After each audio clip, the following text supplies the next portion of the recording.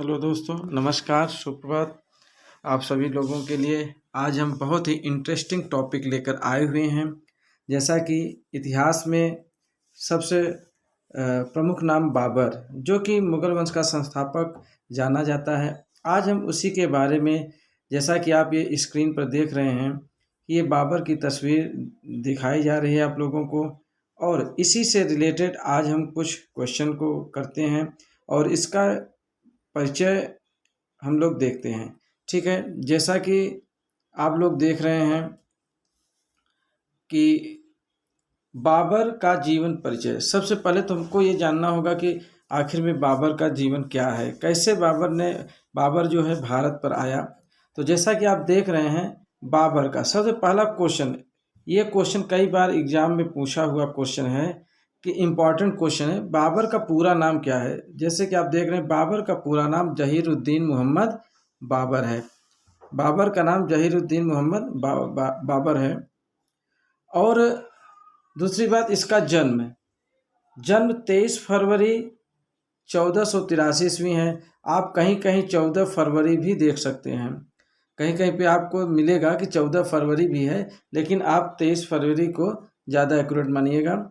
और इसका जो जन्म स्थान है वह है फरगना घाटी, तुर्किस्तान में, जो कि तुर्किस्तान का एक जगह है फरगना घाटी, वहीं पे बाबर का जन्म हुआ था। इनकी माता कुतुलुग निगार खानम और इनके पिताजी हैं उमर शेख मिर्ज़ा। इनके पिता जो हैं उनका नाम है उमर शेख मिर्ज़ा। तो दोस्तों, हम लोग अपने टॉपिक को आगे बढ़ाते हैं। और जैसा कि आप देख रहे हैं कि इनकी जो पत्नी हैं, इनकी 11 पत्नियां थीं। तो इसमें कुछ महत्वपूर्ण पत्नियों के नाम दिए गए हैं, जैसे कि आयशा सुल्तान, जैनब सुल्तान, मासूमा सुल्तान, महम सुल्तान, गुलरुख बेगम, दिलदार, मुबारका बेगम, हुमायूं। अच्छा, ये यहाँ तक तो इनकी पत्नियों के नाम हैं। आगे हम लोग देख रहे हैं, आगे जो दिया गया है ये इनके पुत्र के नाम दिए गए हैं। इनके पुत्र के नाम, जैसे कि इनका जो प्रमुख पुत्र है, जो कि आप लोग जानते ही हैं, हुमायूं। दूसरा पुत्र कामरान मिर्ज़ा, अस्करी मिर्ज़ा और हिंदल। तो और इनकी बेटियों में भी और भी बच्चे हैं, अहमद, शाहरुख, गुलजार बेगम, गुलरंग और गुलबदन बेगम, गुलबर्ग। तो दोस्तों, हम आगे बढ़ते हैं और बात करते हैं बाबर की मृत्यु की। तो बाबर की जो मृत्यु होती है, यह मोस्ट इम्पॉर्टेंट क्वेश्चन। देखिए दोस्तों, बाबर का जन्म और बाबर की मृत्यु, ये दोनों क्वेश्चन हर एक परीक्षा में पूछे जाते हैं, चाहे वह जीएस रिलेटेड जो भी क्वेश्चन है। तो इसकी मृत्यु जो है 26 दिसंबर 1530, और आगरा, जो कि आप जानते हैं आगरा में भारत का ही एक जो है स्थान है, वहाँ पे इसकी मृत्यु हो गई थी, आगरा में। हम बात करते हैं मुगल साम्राज्य के संस्थापक का मतलब ये कि मुगल साम्राज्य की नींव किसने, मुगल साम्राज्य के संस्थापक ये बाबर को जाना जाता है। और बाबर ने भारत में कई सालों तक शासन किया है। ऐसा नहीं है कि कुछ ही सालों तक शासन किया, कई वर्षों तक शासन किया है। वैसे तो देखा जाए कि मुगलों की अगर बात करें तो मुगलों ने भारत में लगभग 300 सालों तक, वेरी मोस्ट इम्पॉर्टेंट थिंग, 300 सालों तक राज किया है। अपने पिता की अचानक मृत्यु के बाद बाबर ने मात्र 12 साल, मोस्ट इम्पॉर्टेंट क्वेश्चन कि 12 साल, मात्र 12 साल की उम्र में पिता के काम को संभाला। आप समझ सकते होंगे कि 12 साल का बच्चा कितना बड़ा होता है। उन्होंने तुर्किस्तान के फरगना प्रदेश को जीतकर, तुर्किस्तान में मैंने जैसे बताया कि फरगना एक प्रदेश है, उसको जीतकर शासक बने थे। कौन? बाबर बने थे। और बचपन से ही बाबर बहुत महत्वाकांक्षी था, वे अपने लक्ष्य को हमेशा ध्यान में रखते थे। बाबर अपने आप को चंगेज खान के परिवार का बताते थे। तो ये भी एक इम्पॉर्टेंट क्वेश्चन है कि बाबर किस परिवार से बिलोंग करते हैं। तो बाबर चंगेज खान परिवार से बिलोंग करते हैं। अच्छा, चंगेज खान उनकी माता के वंशज थे। चंगेज खान किसके वंशज थे? उनकी माता के वंशज थे। जबकि देखा जाए तैमूर के राजा चुगताई तुर्क उनके पिता के वंशज थे, अर्थात तैमूर वंश का जो है बाबर वंशज था और चंगेज के परिवार से उसकी माता वंशज थी। इसलिए कहा जाता है कि बाबर के खून में दो महान शासकों का खून था। यही वजह है कि बाबर एक महान योद्धा था। कम उम्र से ही बाबर जंग के मैदान में उतर आए थे। उन्होंने शुरुआती दिनों में बहुत युद्ध, लड़ाइयाँ, हार जीत, संधि विच्छेद आदि देखा, अर्थात बचपन से ही, क्योंकि 12 साल की उम्र में ही यह जो है बागडोर संभाल लिया था, और जिसके चलते इसको बहुत कम उम्र में ही युद्ध का सामना करना पड़ा। अब हम बात करते हैं कि आखिर में बाबर यहाँ आया क्यों, बाबर जो है यहाँ कैसे आया। बाबर का भारत आना, बाबर भारत क्यों आया, क्या कारण था, इसको क्यों बुलाया गया। मध्य एशिया में जब बाबर अपना साम्राज्य नहीं फैला पाया, तब उसकी नज़र भारत पर हुई,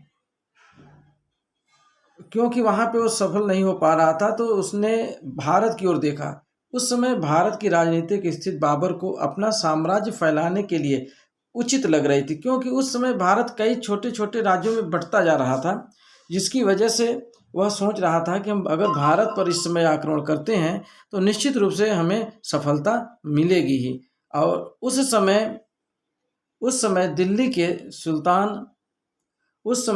के सुल्तान बहुत सी लड़ाइयाँ हार रहे थे, जिस वजह से विच्छेद की स्थिति उत्पन्न हो गई थी। भारत के उत्तरी क्षेत्र में, नॉर्थ साइड की अगर बात करते हैं, तो कुछ जो कि अफगान प्रदेश के राजपूत के अंदर थे, जो भी कुछ प्रदेश थे वो अफगान और राजपूत के अंडर में वो सब राज्य थे। इस प्रकार से हम आगे देखते हैं कि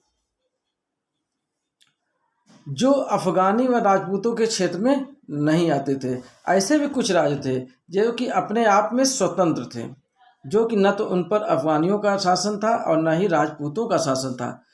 और सबसे फेमस नाम आता है इब्राहिम लोदी का, जो दिल्ली का सुल्तान था। तो ये क्वेश्चन बहुत बार पूछा गया है, कई एग्जामों में पूछा गया है कि जिस समय बाबर भारत आता है तो उस समय दिल्ली का सुल्तान कौन था। तो आंसर आपका है कि दिल्ली का सुल्तान उस समय इब्राहिम लोदी था। और आगे बढ़ते हैं।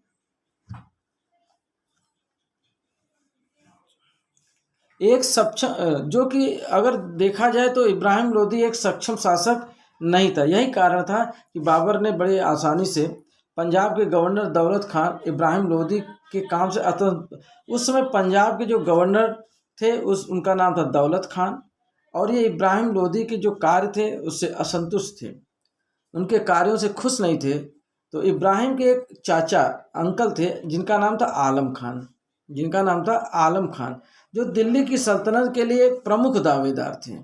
अर्थात ये भी एक प्रमुख दावेदार थे कि दिल्ली सल्तनत के सुल्तान बनने के लिए। और वो बाबर को जानते थे। कौन? आलम खान जानते थे। और आलम खान कौन थे? आलम खान इब्राहिम के चाचा थे। इब्राहिम के कौन थे? इब्राहिम के चाचा थे। तब आलम खान और दौलत खान ने, कौन? आलम खान जो कि इनके इब्राहिम लोदी के चाचा थे, इन्होंने, आलम खान और दौलत खान ने बाबर को भारत आने का न्योता दिया। अर्थात कि इन लोगों ने, देखा जाए तो इब्राहिम लोदी के साथ इन लोगों ने जो है गद्दारी करने का प्रयास किया, और इस प्रकार से जब बाबर को भारत आने का न्योता भेजा गया, तो इस बाबर के भारत आने में सबसे प्रमुख अगर देखा जाए तो दो किरदार देखने को मिल रहे हैं। एक है आलम खान जो कि इब्राहिम लोदी का चाचा है, और दूसरा है दौलत खान। इन्हीं दोनों लोगों की वजह से बाबर ने भारत पर आक्रमण किया। तो इस प्रकार से हम आगे बढ़ते हैं तो देखते हैं कि आलम खान ने जब दौलत खान और आलम खान ने बाबर को जब निमंत्रण भेजा, तो बाबर को बिल्कुल यही चाहिए ही था, क्योंकि बाबर का उस समय साम्राज्य सफल नहीं हो पा रहा था, आगे नहीं बढ़ पा रहा था। वो चाहता था भी कि हम भारत पर आक्रमण करें, और उसी समय जैसे कि सोने पे सुहागा हो गया, उसी समय इब्राहिम का चाचा आलम खान और जो है दौलत खान ने इनको निमंत्रण भी भेजा कि आप आइए और भारत पर आक्रमण करिए और दिल्ली का जो दिल्ली सल्तनत है उस पर कब्जा करके और आप हमें वहाँ का सुल्तान बना दीजिए। और उस समय जो कि आलम खान प्रबल दावेदार था दिल्ली का सुल्तान बनने के लिए, तो यह बात जो है बाबर को बहुत अच्छी लगी और वो अपने साम्राज्य को बढ़ाने के लिए दिल्ली चला आया। तो दोस्तों आप देख रहे हैं कि किस प्रकार से भारत में बाबर का आगमन होता है और उसमें सबसे अहम आलम खान और दौलत खान का जो है किरदार होता है। तो दोस्तों हम अगले वीडियो में और आगे बढ़ेंगे, हम ये देखेंगे कि बाबर किस प्रकार से युद्ध करता है और उसके प्रमुख युद्ध कौन कौन से होते हैं। सभी युद्धों को क्रम से हम लोग स्टेप बाय स्टेप पढ़ेंगे और जैसे ही यह बाबर की जीवनी खत्म होती है वैसे ही आपसे कुछ मल्टीपल चॉइस क्वेश्चन बहुविकल्पी प्रश्नों के साथ हम हाजिर होंगे और आप लोग यह देखिएगा कि इस क्लास से आपको क्या सीखने को मिलता है। तो दोस्तों और एक बात, अगर आप हमारे चैनल में पहली बार आए हुए हैं, चैनल को पहली बार देख रहे हैं, तो प्लीज़ चैनल को सब्सक्राइब करिए, वीडियो को लाइक करिए और जितना ज़्यादा से ज़्यादा अपने दोस्तों को शेयर कर सकते हैं उनको शेयर करिए, उनको भी यह जानकारी मिले कि हम इतिहास के बारे में कुछ सीख रहे हैं, कुछ जान रहे हैं। तो दोस्तों इसी वीडियो के साथ हम अलविदा चाहते हैं। आप लोग स्वस्थ रहिए, अपना ख्याल रखिए। Goodbye, good luck.